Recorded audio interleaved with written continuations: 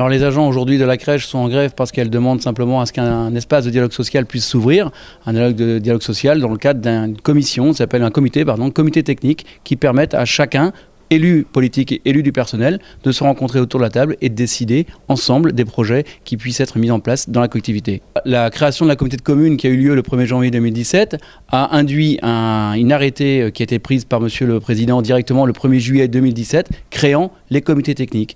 De fait, Monsieur le Président devait créer des comités techniques pour pouvoir enfin avoir cette instance de dialogue. Il ne l'a pas fait. Autre motif, on a pu comprendre certains acquis sociaux qui étaient présents lors de la première communauté de communes, donc la CBVIR ici, et qui ont été alignés avec les Cinque Vie, avec donc un recul de ces acquis sociaux. C'est ça, Monsieur le Président a aujourd'hui oublié une chose, c'est que les avantages acquis sont acquis tant qu'une nouvelle délibération n'est pas prise pour enlever ces avantages. Il aurait dû normalement, dans le cadre de la nouvelle communauté de communes, prendre une délibération mettant à plat tous les avantages acquis de tous les agents qui venaient des deux collectivités. On demande simplement que la loi soit respectée et pour cela on demande qu'un espace de dialogue social s'ouvre, le comité technique est l'instance privilégiée pour cela, afin que l'on puisse enfin avoir des dialogues au sein de la communauté de communes. Alors on l'a vu, c'était une réunion avec le président de la communauté de communes, chacun campe sur ses positions, qu'est-ce qu'il en ressort de cette réunion ?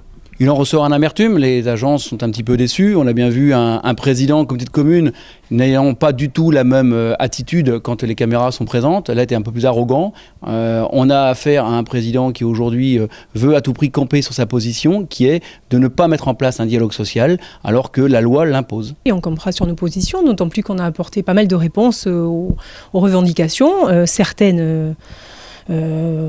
Sur certaines, nous ne bougerons pas parce que nous n'avons pas bougé. Nous estimons que voilà, elles ne sont pas justifiables. Et aujourd'hui, on a un devoir de gestion et certaines décisions resteront à changer. Tout à fait. Aujourd'hui, on arrive finalement sur un cas de figure qui pourrait se reproduire entre les deux anciennes communautés de communes. Certains avaient des droits, certains n'en avaient pas. Cet alignement aujourd'hui sur la communauté commune unique, c'est un cas de figure qui pourrait se reproduire.